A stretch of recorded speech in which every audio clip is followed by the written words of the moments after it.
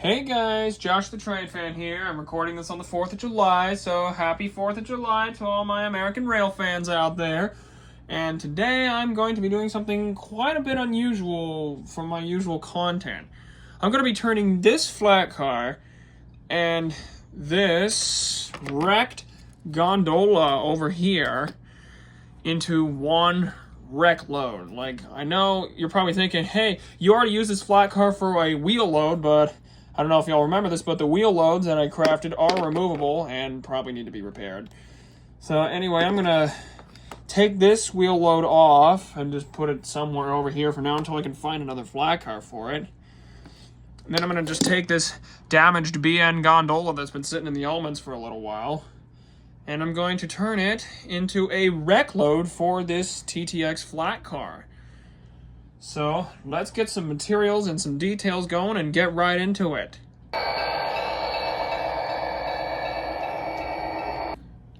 Okay guys, so the first step that I'm going to do, like I did with my other weathered loaded cars, you know, the Penn Central Gondola and the Santa Fe flat car, I'm going to apply some dirt, probably right here. I have a dish of dirt that I collected from my backyard because that's what I kind of use for this.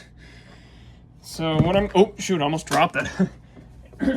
Anyway, what I'm gonna do here is I'm gonna apply just a tad bit of glue inside the gondola and on the damaged end to make it look like it rolled over on its side like this. So there will be a bunch of dirt in there from like an embankment or something like that. And of course this is Elmer's glue because this is what I use for my other stuff. So I'm just gonna apply a little bit of glue every step of the way. Now, I don't want too much on it, of course, so just a little bit. Now I'm going to spread it around the car with this paintbrush, and depending on what happens, I may need more glue.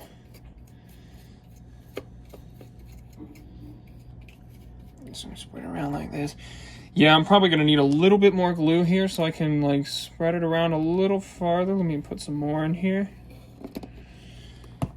Okay, now I'm going to spread it around again with this paintbrush.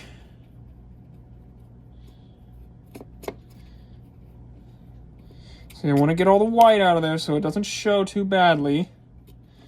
And now what I'm going to do is sprinkle this dirt into the car like this. I'm going to sprinkle it on top of the glue to make it look like this car crashed into an embankment. Now I'm not going to do the whole car because I wanted to make sure it looks like it was flipped on its side or something like that. I'm going to apply more dirt over all this glue like so. Just shake it up. Let me spread it around like this. Now I'll have to shake the loose dirt back into the car. So I'm going to probably put a bit more glue in here so I can spread a little more dirt across. Make it so there's like just a little bit more where there isn't a derailment. If you guys know what I mean by that. Now what I'm going to do is shake the loose dirt back into this container.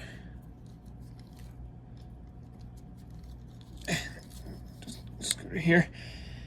And there we go. We have a nicely weathered and dirty gondola. I might put a little bit more like on this end right here.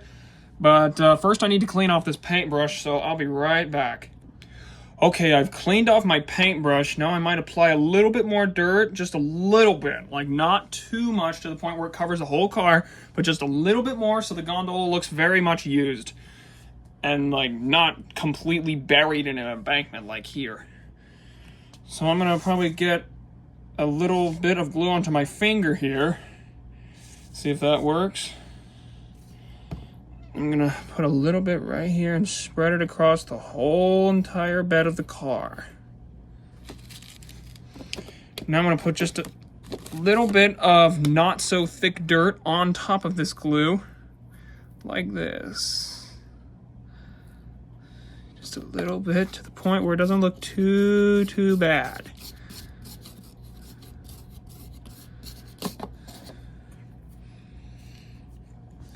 Okay, we've got one spot of regular dirt. Let me dump the excess back into the container. And this is what we've got. We've got a nice round of dirt in the gondola. I might put a little bit more right here in a second. So let me get some more on my finger here. Just spread it right here in this area. Oh, let me move this.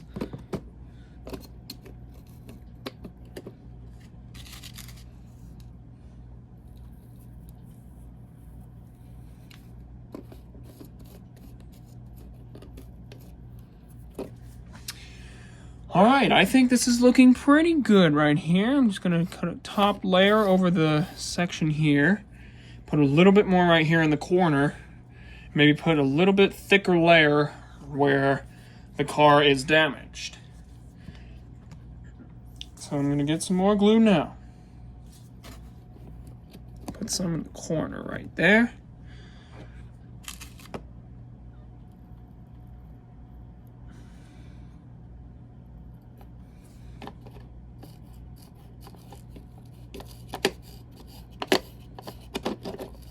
I'm going to spread it out like this to make sure it doesn't look too thick like it does on where the car could have derailed right here.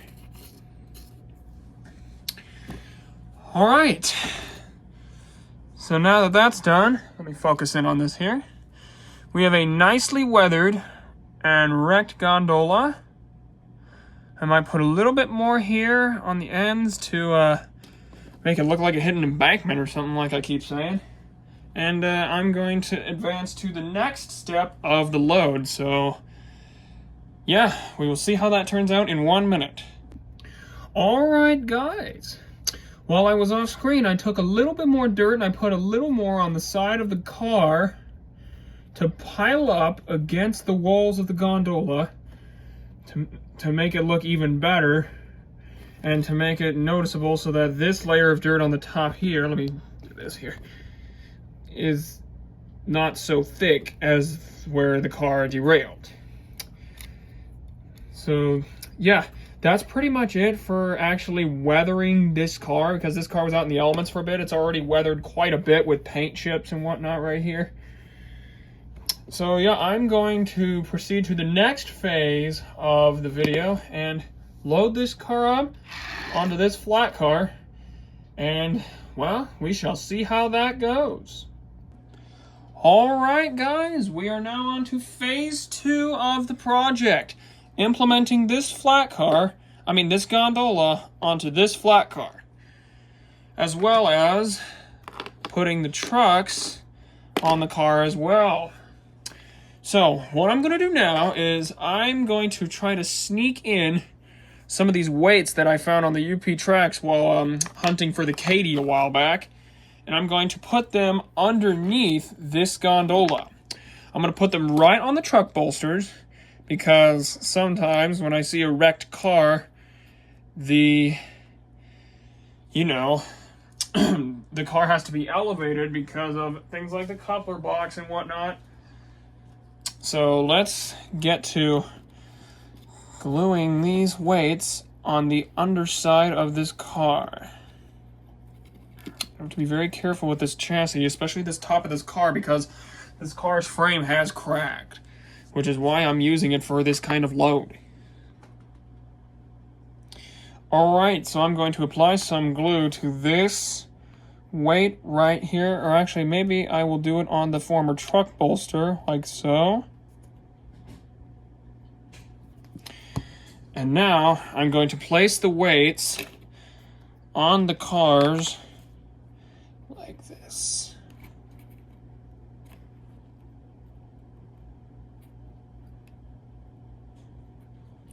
Now I have to be very careful with these weights, because these are perfectly balanced on top of the truck bolsters, and they could very well fall off at any given time before they dry. So what I'm going to do while this car is drying is I'm going to put these trucks and secure them to this flat car right here. Now, I know a question some of you are probably asking is, why didn't he put dirt on the top of the flat car? Well, the reason I didn't put dirt on the top of the flat car like it usually would on a wreck load is because I want this load, this gondola load, as well as the wheel loads, to be interchangeable. I want to swap my freight car loads every so often, and I think it'll make it much more interesting if I do that. So while this car is waiting to dry, I am going to proceed to put these trucks and secure them to the flat car. So I'm going to remove this gondola, and then we can do that.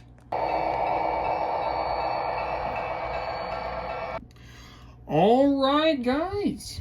Now that I'm waiting for the gondola load itself to dry, I have picked up some wire, and I'm going to use that wire to secure these trucks to the flat car in these little holes. Now, I'm gonna make sure the wire goes into the holes like this, but I'm not gonna necessarily glue the car, like the trucks into the car. Because like I said earlier, I want this load to be interchangeable between flat cars. So, what I'm gonna do now is I'm going to measure it like so.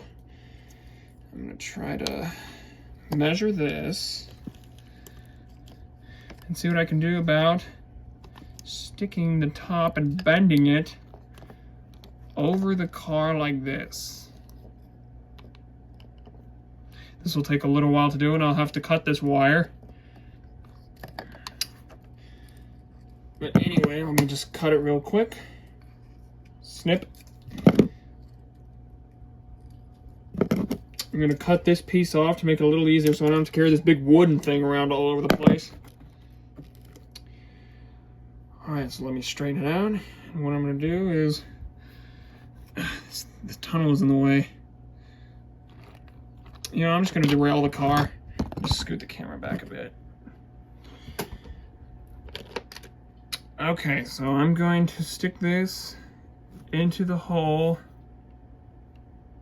and wrap it around the car like this. So this is what I want to do. Something like this. That's not a long enough piece of wire, of course, but this is what I want to do. I want to make it act like a cable so it holds this truck in place. So I'm going to get more pieces of wire that are longer than this, of course, because that's what they have to be now. And I'm going to secure this truck to the car. I'm going to get some wire now. Okay, so I'm going to measure this according to what I'm looking at. It's going to have to be longer, so right about here, I'd say. And now I'm going to bend it to make sure it fits in the divots in the car here.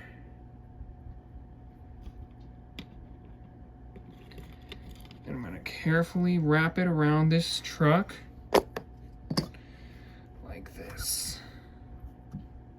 I may end up gluing these wires to the trucks because these trucks are pretty much unusable after being out in the elements so long, so I think I'm probably going to glue these in a minute. But right now, you guys are going to see just what I can do with these wires.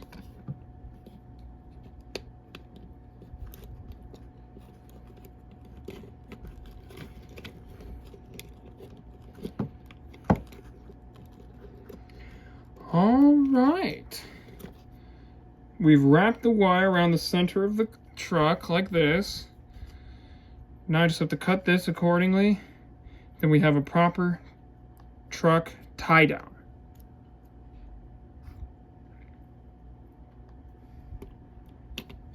Okay, so I'm going to cut this, and I'm going to do the same thing for the other truck in the back here. And I will be right back with the result. Alright guys, that took forever to assemble that other truck because of how much it rolled. But I've got the trucks wired around the wheels and into the divots in the flat car. Now it's time for the exciting part. Loading the car onto the flat car. Loading the wreck onto the flat is gonna be fun. So the car is officially dry, and our weights are going to make good supports for it. So I'm going to put it right here like this. And that officially concludes the construction of the wrecked flat car load. All right, this is a beautiful load, and it took me not as long to make as some of the other ones. Do a little showcase of it right here.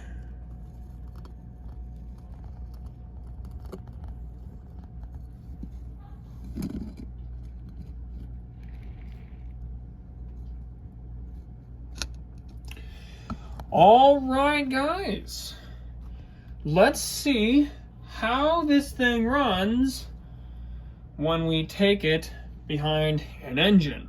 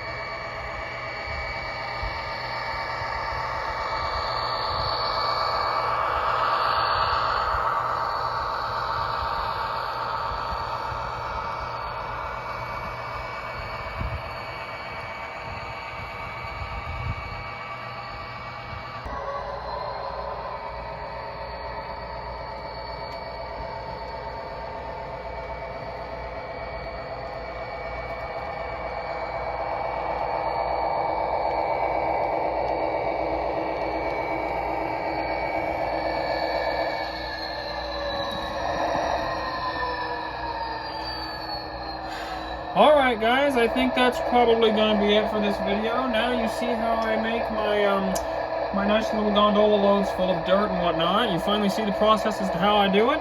And yeah, I think that's pretty much it for this video. Thank you for watching, if you watched all the way here until the end. And if you like to see me weather this stuff and like make my own custom loads, make sure to like and subscribe, share this with all the rail fans you know. And yeah, that's pretty much it. I will see you guys in the next video, and you will probably see this gondola load in the next video too. Alright, take care everyone.